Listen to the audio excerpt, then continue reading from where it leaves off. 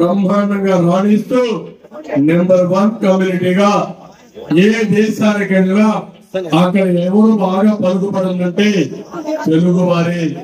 అది ఈరోజు తెలుగు జాతి ముందుకు పోయే విధానం. దానికి నేను ఎప్పుడో ఫౌండేషన్ వేసా 25 ఏళ్లకు మునుపు. ఈ రాష్ట్రంలో 2019లో ఈ సైకో వచ్చి రాష్ట్రాన్ని సర్వనాశనం చేసేవా లేదా అడుగుతున్నా. ఈ రోజు రాష్ట్రంలో మీరు చూస్తే ఎన్ఆర్ఐలు వచ్చి ప్రచారం చేస్తున్నారు. వేరే దేశాల నుంచి వేరే రాష్ట్రాల నుంచి ప్రొఫెషనల్స్ వచ్చి ప్రచారం చేస్తున్నారు.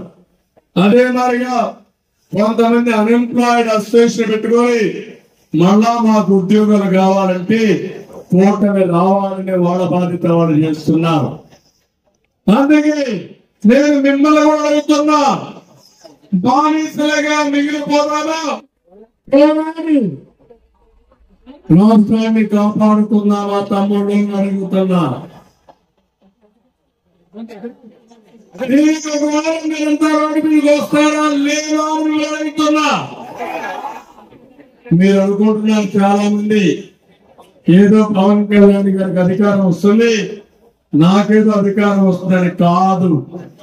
లేకపోతే ఇక్కడ ఉండే 19 నానాదికి ఒక ఎమ్మెల్యేలో, అదే మరి టీ టైం శ్రీనివాస్ గారికి ఎంపీలో, కొండబాబు ఎమ్మెల్యే అవుతారని మీరు అనుకుంటున్నారు.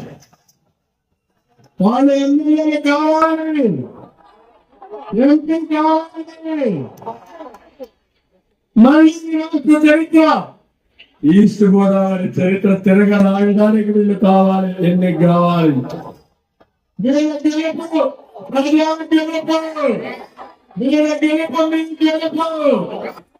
ఆ విషయం మీరు గుర్తుపెట్టుకోవాల్సిన అవసరం ఉంది.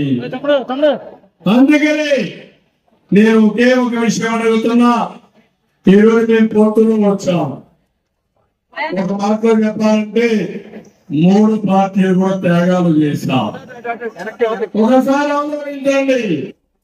ఎప్పుడు కూడా తెలుగుదేశం పార్టీ 31 అసెంబ్లీలు 8 పార్లమెంట్లు పొత్తులు ఇచ్చిన సందర్భం లేదు. బలవన్న పవన్ కళ్యాణ్ గారు 21 అసెంబ్లీ సీట్లు 2 పార్లమెంట్ తో సర్దుకునే పరిస్థితికి వచ్చారు. కేంద్రంలో అధికారంలో ఉండే బీజేపీ 10 అసెంబ్లీ సీట్లు 6 పార్లమెంట్ సీట్లు అడిగే పరిస్థితికి వచ్చారు.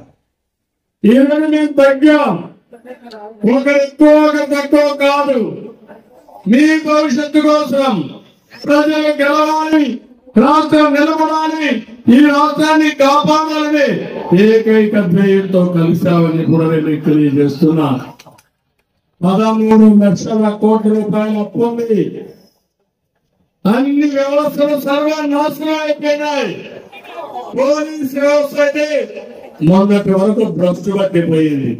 మరిన్ని అప్డేట్స్ కావాలంటే సబ్స్క్రైబ్ చేసుకోండి హర్ష టీవీ.